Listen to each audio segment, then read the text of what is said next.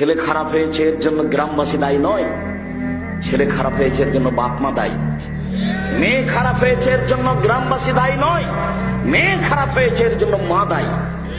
রাসূল সাল্লাল্লাহু আলাইহি সাল্লাম বলছেন, কুল্লু মাউলুদিন ইউলাদু আলাল ফিতরা ফাহুয়া ইউহাব্বিদুনা হিমানাজ্জিসানি ওয়া ইউনাসরানিহি।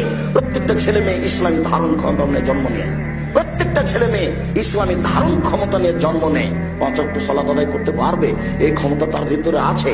দাড়ি ছেড়ে দিতে পারবে, চাঁচবে না, এই ক্ষমতা তার ভিতরে আছে। টাকনুর নিচে প্যান্ট পরবে না, উপরেই পরবে, এই ক্ষমতা তার ভিতরে আছে।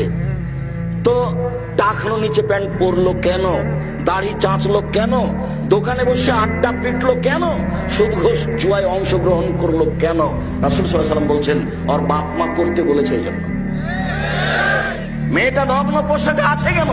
এখন ক্লাস 10-এ পড়ে, ওর বাপ তাহাজ্জুদ পড়ে, এখন বসে আছে মাথায় কাপড় নেই।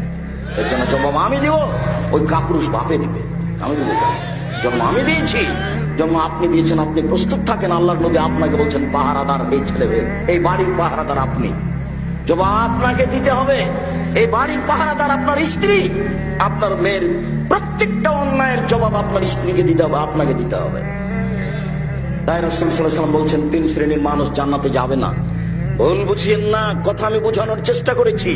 প্রত্যেকদিন আপনার মেয়ে স্কুল থেকে আসে বিকাল 2টার সময়, আজকে এসেছে 2:30টার সময়।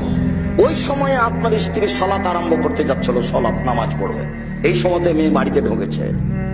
দায়িত্ব আগে, মেয়েকে আগে জিজ্ঞাসা করতে হবে, আম্মু প্রতিদিন 2টায় আসো, আজকে 2:30টায় আসলে 1 ঘন্টা লেট করলে কেন?